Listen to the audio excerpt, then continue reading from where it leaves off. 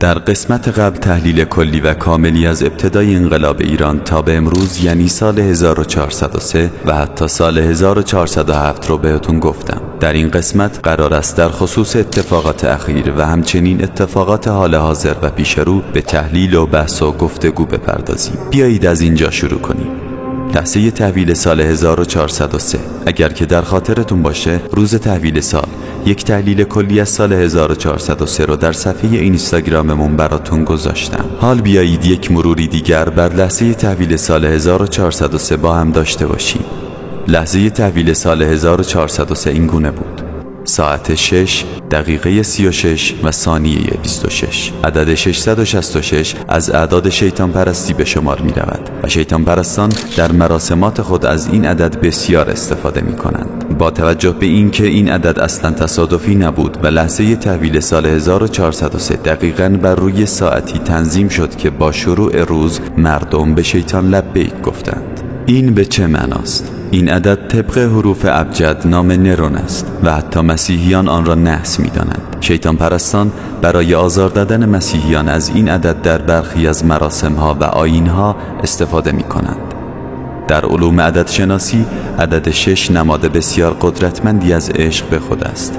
این به شما یادآوری می کند که مراقب خود باشید. با فرض اینکه اصلا لحظه تحویل سال 1403 تصادفی بوده است و ساعت به دست اربابان بر روی عدد 666 تنظیم نشده باشد، ما می توانیم این برداشت را از لحظه تحویل سال امسال داشته باشیم که مراقب خود باشید. با توجه به اینکه در عدد شناسی نیز عدد 6 به شما این هشدار را می دهد که مراقب خود باشید و چون در لحظه تحویل سال 3 بار این عدد پشت هم تکرار شد، پس این هشدار را باید جدی گرفت. همانطور که در لحظه تحویل سال به شما گفتم، امسال سالی پر از اتفاقات عجیب و غریب خواهد بود. امسال سال شیطان است. امسال سال خون و خونریزی است. امسال سالی است که استارت جنگ‌های منطقه‌ای و حتی جنگ جهانی سوم خواهد خورد. اگر می‌خواهید درک بهتری از این ویدیو داشته باشید، لطفاً قسمت اول را ببینید. لینک قسمت اول در دیسکریپشن قرار داده شده است. این یک شفاف سازی از لحظه تحویل سال 1403 بود.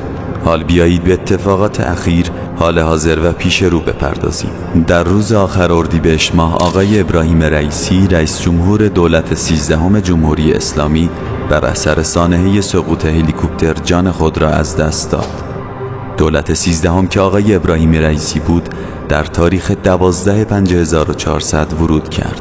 جمع اعداد این تاریخ 1 4 0 0 0 5 1 2.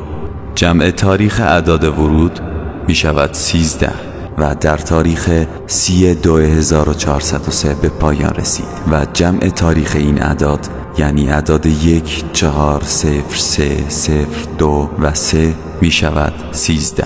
عدد 13 به چه معناست؟ چرا در دولت 13 چرا جمع اعداد ورود و پایان می شود 13؟ آیا این هم تصادفی است؟ نه.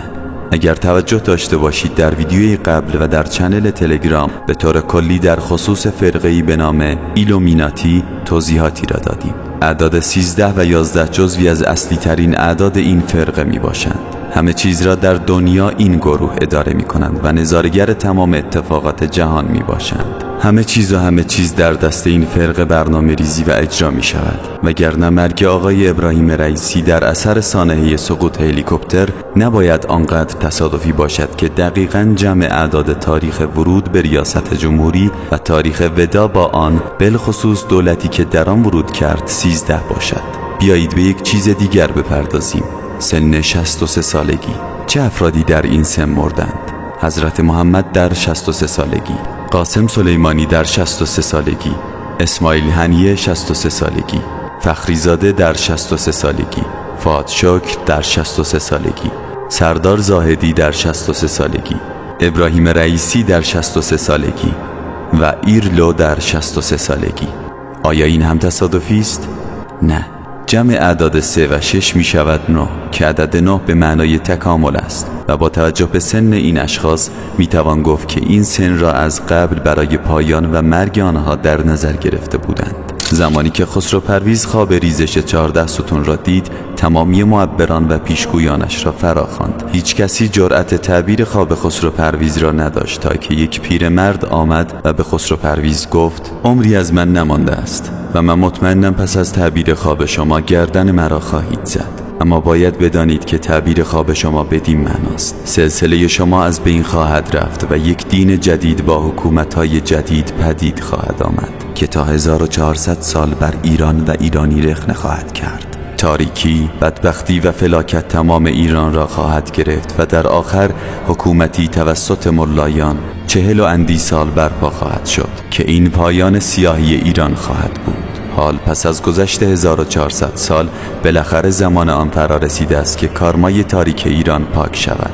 اما پاک شدن این کارما و رسیدن به آرامش نیازمند یک طوفان است، طوفانی که این روزها در منطقه خاورمیانه برپا شده است و به زودی تمامی کشورهای منطقه را در بر خواهد گرفت و همچنین این طوفان گریبانگیر کشورهای شرقی و غربی نیز خواهد شد. اصلی ترین دلیل آشوب‌های منطقه خاورمیانه چیست؟ به اعتقاد یهود و از آن آنها، یهودیان جهان امروزه نجس هستند و همین نجس بودن یهود موجب می شود تا آنها اجازه ورود به مسجد الاقصی را نداشته باشند. برای پاک کردن خود از این نجاست، یهود می بایست گوساله‌ای صرفاً سرخمویی را پیدا و قربانی کند.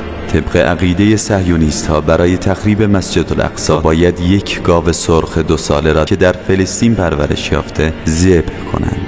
قربانی این گوساله باید بر فراز کوه زیتون در اورشلیم روبروی مسجد الاقصی برگزار شود. قربانی که انجام شد با تشریفات خاصی سوزانده می شود و خاکسترش در فرایند تطهیر قوم یهود استفاده می شود و مردم پس از انجام این مراسم می توانند مسجد الاقصی را تخریب کنند و از دیوارهای آن بالا بروند. در شریعت یهود گاو را پس از ورود به سال سوم ذبح می کنند. در سال 2022 5 گاو که با مهندسی ژنتیک در ایالات تگزاس آمریکا پرورش داده شده بود به شهرک شیلو در شمال رام الله آورده شدند و یکی از این 5 گوساله که هیچ تنابی به گردن او بسته نشده است و هیچ کاری از او کشیده نشده است در عید فسح 24 یعنی 2 ماه پیش آماده ذبح و قربانی شد و اکنون پس از قربانی این گوساله مسجد الاقصی برای تخریب آماده است. پس از این اتفاق رئیس جمهور ایران بر اثر سانحه سقوط هلیکوپتر جان خود را از دست داد. انتخابات مجددا شکل گرفت و پزشکیان رئیس جمهور شد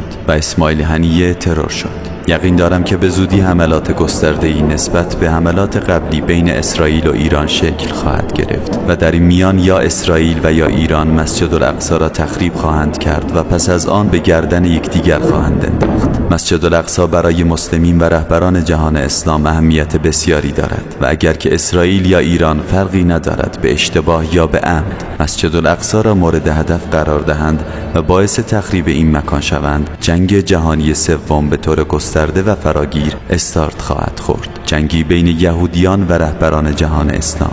با توجه به اعتقادات یهودیان برای برپایی معبد سوم، پیروان این جریان مبالغ هنگفتی را در سازمان‌های افراطی صهیونیستی قرار می‌دهند که یهودی کردن قدس و تخریب مسجد الاقصی هدف نهایی اعلام شده آنهاست و چهره‌های بارز این جریان در مصاحبه‌های مختلف با رسانه‌های ارتباط جمعی رژیم صهیونیست می‌گویند هیچ رئیس جمهوری در آمریکا جرأت آن را ندارد که به اسرائیل کمک نکند، در غیر این صورت سرنگون خواهد شد. حال متوجهید که چرا ترامپ مورد هدف قرار گرفت؟ ترامپ به دنبال صلح و ایجاد آرامش است، اما یهود این اجازه را به او نمی‌دهد. همه چیز در حال فراهمسازی است برای احضار منجی دروغین یهود. تخریب مسجد الاقصی یک دلیل اصلی برای شروع جنگ بود، اما دلایل دیگر سیاستمداران برای شروع جنگ و افزایش بیماری‌ها کاهش جمعیت زمین است که این حتی برای من هم نگران کننده است، چرا که ممکن است فردایی بیاید که من هم نباشم. اما به شما قول می‌دهم، به شما یقین و باور می‌دهم که در پایان چنین طوفانی آرامشی پدید خواهد آمد که قرنها ما و نوادگان ما در صلح و صفا در کنار یکدیگر زندگی خواهیم کرد. بیایید که در کنار هم از این طوفان و بحران سخت عبور کنیم و در پایان نور بر تاریکی پیروز خواهد شد.